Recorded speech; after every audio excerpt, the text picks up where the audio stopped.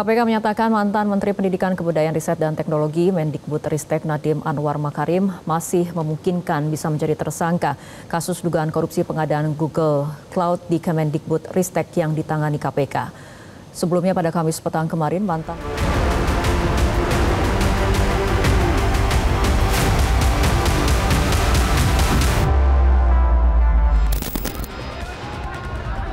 Nadiem Makarim yang identik dengan warna hijau kini mengenakan rompi berwarna pink.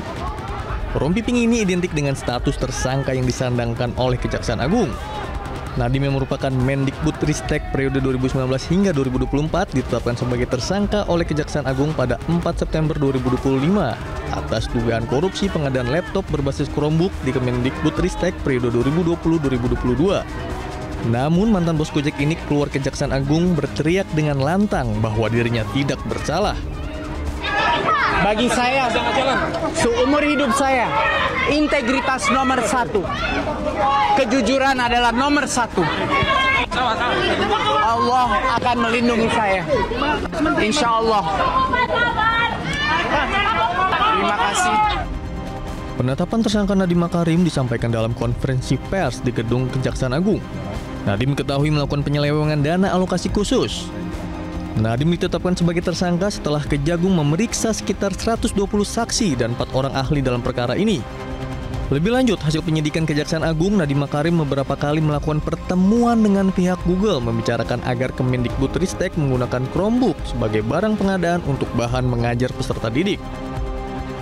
Pada bulan Februari 2020, NAM yang saat itu menjabat sebagai Menteri Pendidikan dan Kebudayaan, Riset dan Teknologi melakukan pertemuan dengan pihak dari Google Indonesia dalam rangka membicarakan mengenai produk dari Google, yaitu dalam program Google for Education dengan menggunakan Chromebook yang bisa digunakan oleh kementerian terutama kepada peserta didik.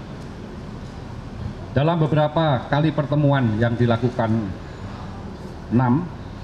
dengan pihak Google telah disepakati bahwa produk dari Google yaitu Chrome OS dan Chrome Device Management atau CDM akan dibuat proyek pengadaan alat teknologi informasi dan komunikasi atau TIK. Lebih lanjut, Direktur Penyidikan Jampitsus Nur Cahyo Junggung mengatakan pihak Google sebagai pengembang Chromebook sempat melobi Mendikbudristek ketika dijabat oleh Muhadjir Effendi. Namun kesepakatan itu tidak berhasil. Untuk meloloskan Chromebook produk Google, Kemendikbud sekitar awal tahun 2020, NAM selaku Menteri menjawab surat Google untuk ikut partisipasi dalam pengadaan alat TIK di Kemendikbud. Padahal sebelumnya surat Google tersebut tidak dijawab oleh Menteri sebelumnya yaitu ME yang tidak merespon karena uji coba pengadaan Chromebook tahun 2019 telah gagal dan tidak bisa dipakai untuk sekolah garis terluar atau daerah terluar tertinggal terdalam. Penetapan tersangka Nadiem oleh Kejaksaan Agung disangkal oleh kuasa hukum Nadiem, Hotman Paris. Dalam akun media sosial miliknya, Hotman mengatakan bahwa kliennya tidak menerima suap dari pihak manapun. Dirinya pun menyamakan kasus yang menimpa Nadiem Makarim serupa dengan kasus yang menyeret Thomas Lembong. Tidak ada bukti bahwa Nadiem pernah menerima uang dari siapapun, baik dari vendor maupun dari pihak manapun dalam pengadaan laptop tersebut. Lembong juga tidak menerima 1 sen pun, tapi dia diri sebagai terdakwa perkara korupsi. Sekarang Nadiem Makarim tidak menerima 1 sen pun dan juga belum ada bukti memperkaya siapapun, tapi sudah ditahan. Kejaksaan Agung menyebut kerugian negara yang ditimbulkan atas dugaan korupsi Chromebook ini mencapai 1.980 miliar rupiah. Dan kini, Nadiem ditahan selama 20 hari ke depan di Rutan Salemba Cabang Kejaksaan Negeri Jakarta Selatan.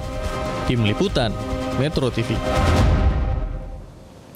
KPK menyatakan mantan Menteri Pendidikan, Kebudayaan, Riset, dan Teknologi Mendikbudristek Nadiem Anwar Makarim masih memungkinkan bisa menjadi tersangka kasus dugaan korupsi pengadaan Google Cloud di Kemendikbudristek yang ditangani oleh KPK. Sebelumnya pada Kamis petang kemarin, mantan Mendikbudristek Nadiem Anwar Makarim resmi ditetapkan sebagai tersangka dan langsung ditahan Kejaksaan Agung dalam kasus dugaan korupsi pengadaan laptop berbasis Chromebook. Juru bicara KPK Budi Prasetyo menyampaikan bahwa penyelidikan kasus dugaan korupsi pengadaan Google Cloud masih terus berjalan dan rencananya penyidik akan menjadwalkan pemanggilan terhadap Nadiem Makarim kendati belum mau membocorkan waktu dan hari pemanggilan Nadiem. Budi menegaskan bahwa kasus yang ditangani Kejagung berbeda dengan kasus yang tengah diselidiki oleh KPK. Ia pun mengatakan jika Nadiem masih memungkinkan menjadi tersangka kasus dugaan korupsi pengadaan Google Cloud di Kemendikbudristek yang ditangani KPK. Setelah ditahan oleh Kejagung? Semua kemungkinan tentunya terbuka dan itu nanti pasti akan dilakukan koordinasi ya supaya proses penegakan hukum baik yang berlangsung di KPK ataupun di Kejaksaan Agung bisa sama-sama berjalan dengan baik, dengan efektif.